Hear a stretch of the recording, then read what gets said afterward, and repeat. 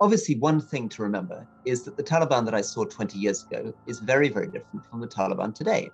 So essentially, the naivety, I think, of the US, UK, NATO approach is that sometimes when President Biden or Prime Minister Boris Johnson speak, they sound as though they're saying, we're leaving Afghanistan to leave it to the Afghans to sort themselves out. But the truth is, what they actually are doing is leaving it to other countries to get involved and interfere. And I think China and Russia will both be interested in the possibility of demonstrating that they can have an influential role in Afghanistan when the US, the UK, and others failed. But we have to be honest that over the last 20 years, Afghanistan has been a major opium producer. So I think it will be a problem for the Taliban.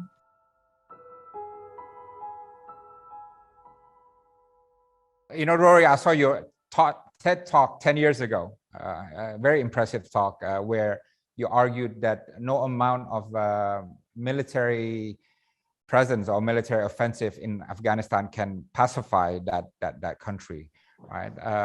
And I think you call for an end to the Afghan war, right? So when you see things that are happening today, what do you feel? I mean, do you feel that you're vindicated in saying those things? Was it a big surprise? And what is your comment on? Well, I suppose I think there have been two big mistakes in Afghanistan. One is the big surge, which went from 2005 to 2011, which was when, so Afghanistan, after the initial intervention after September the 11th, was a very light presence. There were very few American and British troops from 2001 to 2004-05. The Afghan government was leading, we were providing some support. And that was a good situation, a light, sustainable footprint. We then made a mistake in 2005-06, from my point of view, which was to turn it into a military occupation, bring in ultimately 130,000 soldiers, spend $100 billion a year, and try to nation build under fire. And it was an impossible idea. And by doing so, I think it ruined a lot of things because it allowed the Taliban to say, not this is a light United Nations mission, which is what it felt like in the early days, but instead say, we are fighting for Islam in Afghanistan against a foreign military occupation. And of course, a lot of people got killed, and that adds. In 2014, combat operations ended. And I think that was the right thing. And for the last 7 years, our presence in Afghanistan has returned to something like the early stage, very light, very few troops, providing a bit of command and control and support to the Afghan military. That was the correct position because it meant the Afghan government was in the lead. It meant that foreign troops were not out in the villages. And that was a sustainable position because it was a position that was not costing US or British lives, right, recently. And that means that, in fact, very few since 2014, which meant we could have kept it going with our voters. So there have been two big mistakes, in other words. One was the huge military investment, which went in from 2005 to 2014, that sort of 9-year period. And then the second, and that did a lot of damage. But the fatal error is this decision to withdraw the last few. Yeah, you know, Rory, we in Indonesia, we had a conflict in Aceh. And at some point we realized that military solutions will never resolve the issue. And in the end, Aceh became peaceful because we opted for peaceful political settlement in the form of strategic autonomy. In Afghanistan, do you think that they should have offered power sharing arrangement to the Taliban long ago, or it was never should be an option? Yeah. No, I think you're right. In an ideal world, you would have a power sharing arrangement, but you need to do it with confidence because otherwise the Taliban will not negotiate. I mean, remember the situation that we have in Afghanistan is a little different from Aceh because it would be like the Indonesian government saying, we're setting a deadline, we're going to leave Aceh completely in a few months' time. And now we'd like to negotiate with you. Of course, the other side would just refuse to negotiate. What's the point of negotiating when you're saying you're leaving? So you just wait them out. There's this great cliche that the Taliban have where they say, you have the watches, we have the time. So if you're serious about this type of negotiation, you need to make the other side feel that you are invested and that there is a reason for them to arrive at a ceasefire and a compromise. If they think you're just going to hand the entire country to them anyway, if they just wait long enough, why would they agree to a power sharing arrangement if they think they can just have the whole place? So the problem from the American negotiation from the beginning is they made it so clear to the Taliban that their number one priority was to get out. And as soon as they made that clear, the negotiation was meaningless. Yeah. Rory, you spent 3 years in Afghanistan with your foundation, and I'm sure you met with some Taliban commanders during your walk as well, and so on. Yeah. Tell us your impressions on the Taliban, politically, militarily. So, I mean, obviously, one thing to remember is that the Taliban that I saw 20 years ago is very, very different from the Taliban today. And one of the reasons for that is that the Taliban, the median age in Afghanistan is 18.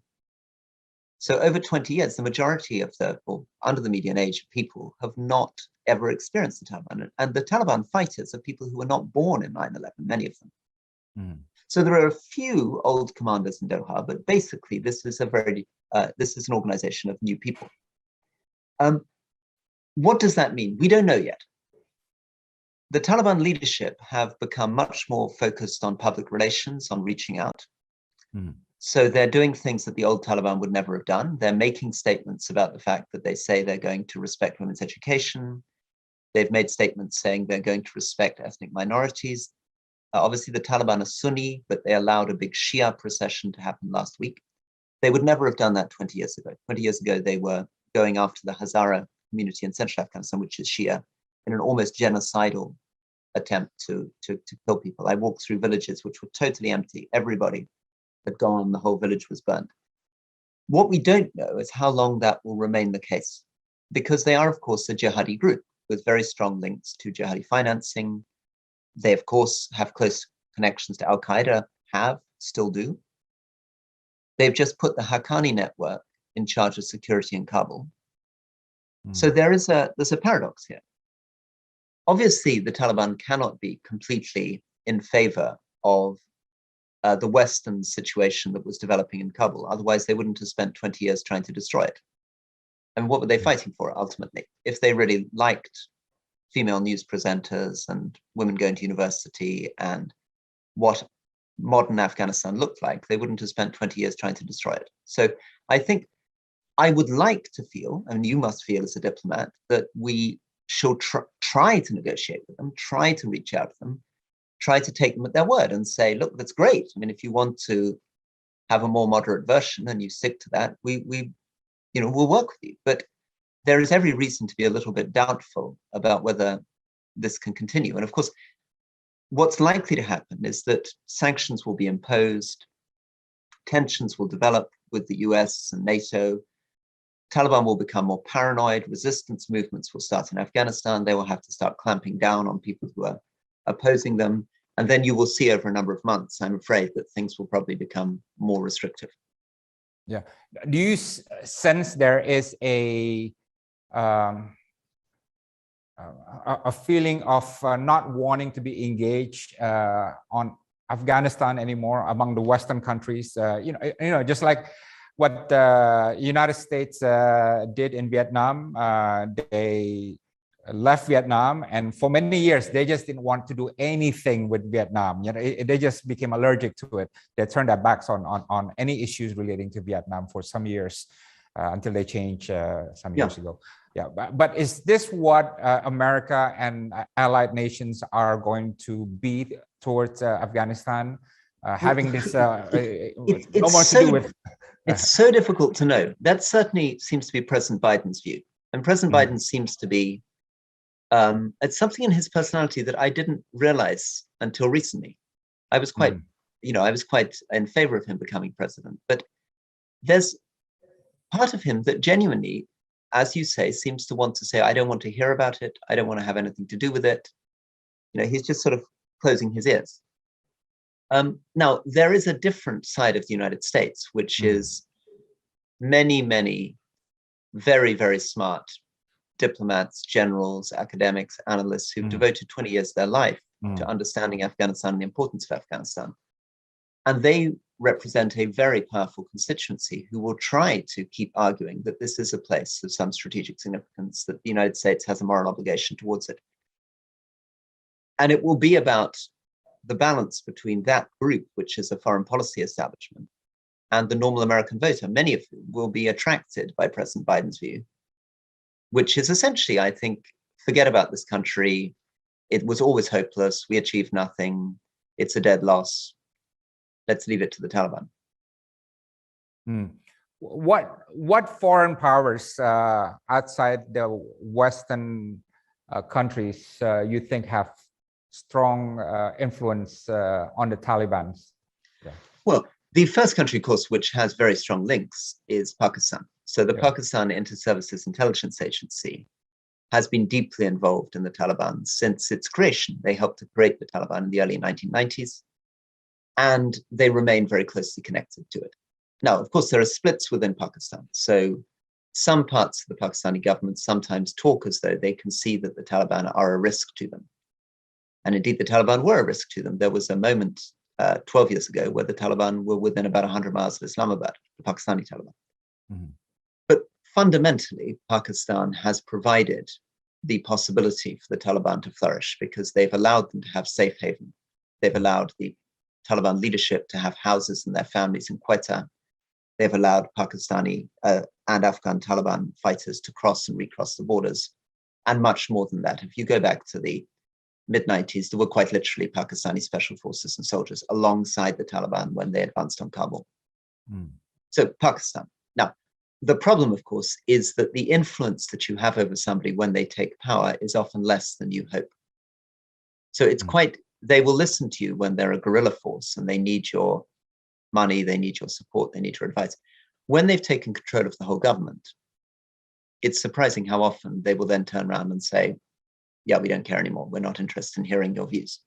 So I think the Pakistan Inter-Services Intelligence Agency is now going to find itself in a very uncomfortable position where they will discover that their control and influence over the Taliban is less than they expected. Other countries will come in. Yeah. Iran. But Qatar, yeah. Yeah. Well, Qatar has influence because they helped organize the Doha negotiations and have strong links in and have a good relationship with them at the moment. We shall see what sort of relationship Turkey develops. Turkey is still on the ground. We certainly have the Iranians very focused on trying to protect the Shia minorities, which are a few million people in central Afghanistan. I think it's very possible that Russia and China, if the West totally withdraws, if we impose sanctions, say we're not going to provide any financial assistance to the Afghan government, may step into that gap and provide some of the development financing to keep the country going, and possibly some more technical advice and support too. So essentially the naivety, I think, of the US, UK, NATO approach is that sometimes when President Biden or Prime Minister Boris Johnson speak, they sound as though they're saying, we're leaving Afghanistan to leave it to the Afghans to sort themselves out. But the truth is what they actually are doing is leaving it to other countries to get involved and interfere. The Afghans themselves are usually the victims of their neighbors. It's a small, poor, fragile country. And in the end, most of Afghanistan's history is about tensions with Russia and Britain, with the United States and Russia, with Pakistan, Iran, and now perhaps with China. Yeah. Do you think China is worried about Afghanistan under Taliban, or do they see strategic opportunity? I think they must be concerned in one sense. I mean, they're obviously concerned about Xinjiang and the Uyghur population of Xinjiang. And so there's a potential tension there. Equally, they have very large copper mines and investments in Afghanistan. They put $3.5 billion into the Messainak copper mine, which they will want to keep operating and running. They are enjoying at the moment the humiliation of the United States. If you read the Chinese newspapers at the moment, they are really rubbing their hands at what they see as an amazing exposure of the weakness of the United States. They will begin to suggest that this will suggest that the US will not support Taiwan and other places too. And I think China and Russia will both be interested in the possibility of demonstrating that they can have an influential role in Afghanistan when the US, the UK, and others failed. Rory, when you were in Afghanistan, what do they think about organizations like Organization of Islamic States, Organization of Islamic Conference, OIC, yeah, of which Indonesia is a member. Is that an organization that can potentially help play a role in engaging the Taliban and making sure that, yeah. Go ahead. I mean, I think it could, you know, the question will depend on personal relationships, because of course the Taliban remains very suspicious. I mean, it's been a resistance group for 20 years.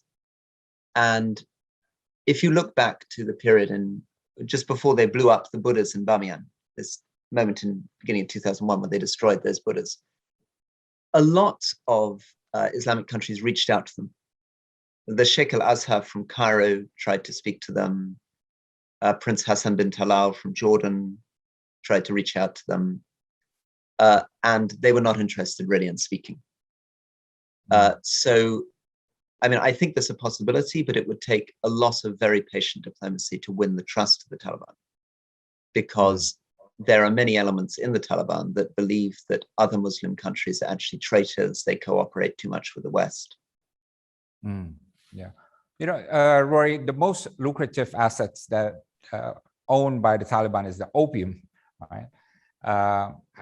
How do you think this would affect Afghans' international relations under the Taliban? You know, this opium factor. Obviously, not many countries are comfortable with this, right?